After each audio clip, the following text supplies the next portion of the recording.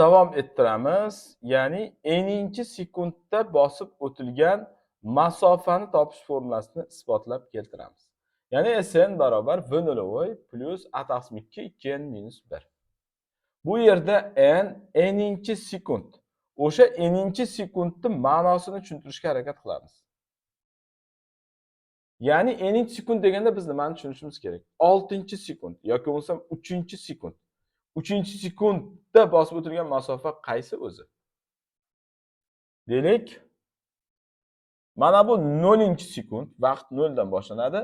Bu 1, deylik 2, 3, deylik mana bu 4. Ya'ni 0 dan 1 gacha bu 1-sekund hisoblanadi. 1 dan 2 gacha esa 2-sekund hisoblanadi. 2 dan 3 gacha 3-sekund, 3 dan 4 gacha esa 4-sekund hisoblanadi.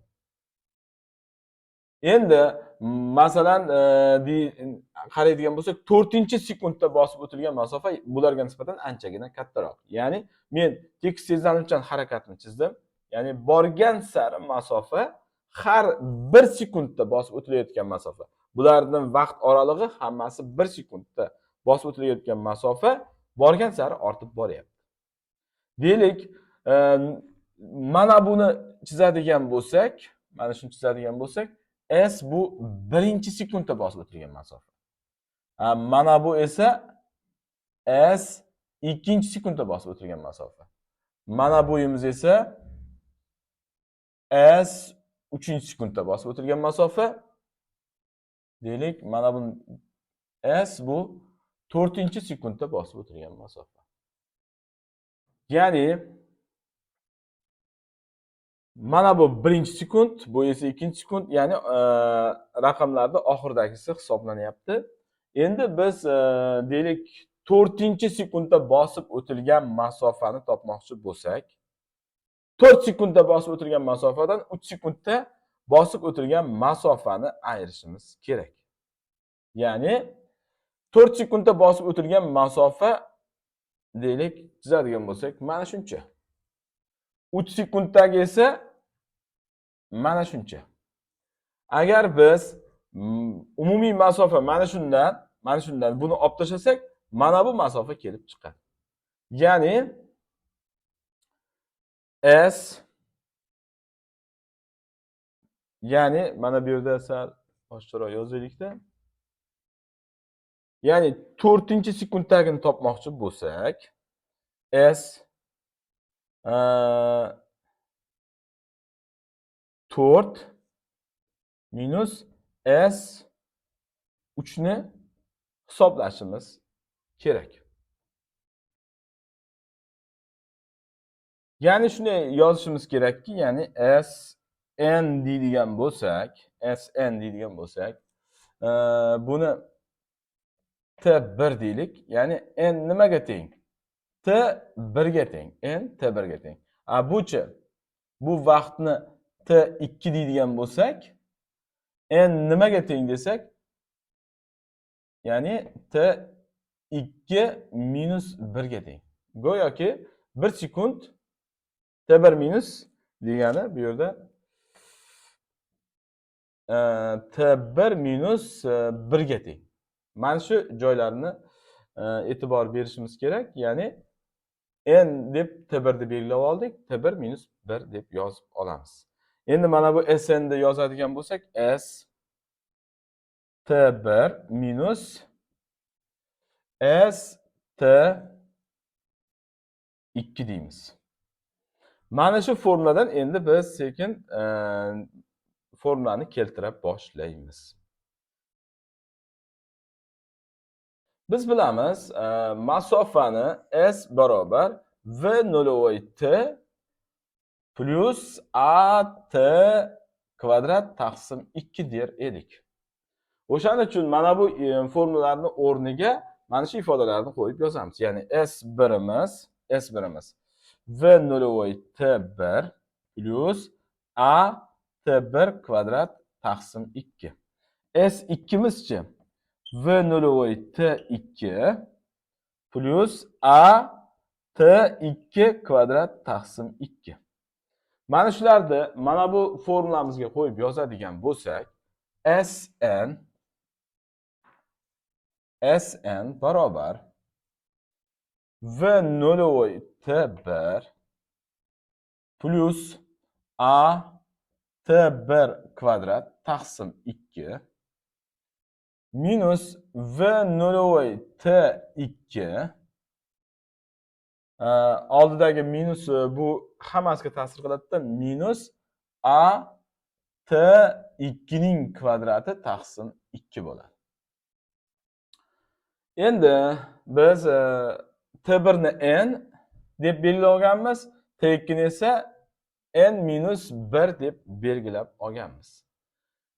Ya'ni shunday yozadigan bo'lsak, Sn barobar V0 mana bu ikkita ifodani yonma-yon yozib olamiz. Ya'ni V0 deymizda bulardan V0 ni qavsdan tashqariga chiqarib olamiz. Ya'ni T1 minus T2 plus mana bu ikkalasiga esa umumiy maxraj qilib yozib olsak bo'ladi. Ikkalasini 2 A T1 ning kvadrati minus A T2 ning kvadrati bo'ladi. Endi bu ifodani davom ettiradigan bo'lsak, T1'imiz n ga teng edi. T1'imiz n ga teng edi. T2'miz esa n minus 1 ga teng edi. Plus buni alohida qavsga olib qo'yamiz. Chunki n plus mana bu ikkita ifodadan a ni qavsdan tashqariga chiqaramiz. T1 ning kvadrati minus T2 ning kvadrati. Taqsim 2 bor.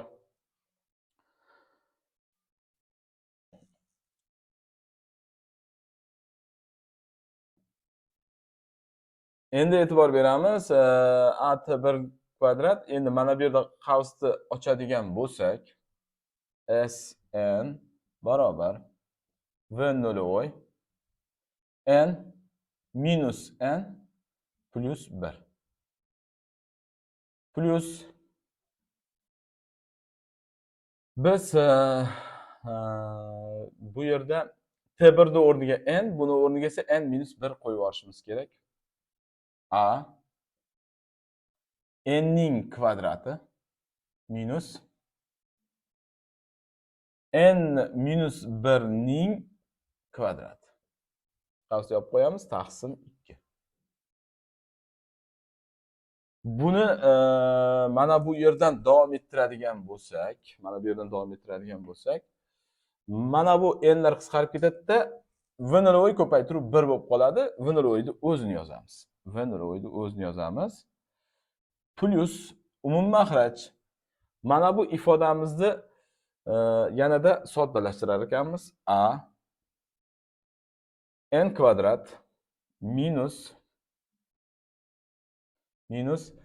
n kvadrat. Buni qavsni ochmasdan turib, buni alohida qisqa ko'paytirish formulasi yordamida ochib olaylik. Minus 2n plus 1 taqsim 2 turibdi. Davom ettiramiz. Demak, bu V0 ni o'zini yozib olyapmiz. V0 endi plus umum maxraj 2 bo'lib turadi-da bu yerda hozir. A endi mana bu qavsni ochib olamiz. Ya'ni oldidagi minus ishora bo'ladigan bo'lsa, hammasini ishorasi teskari bo'lib chiqar edi.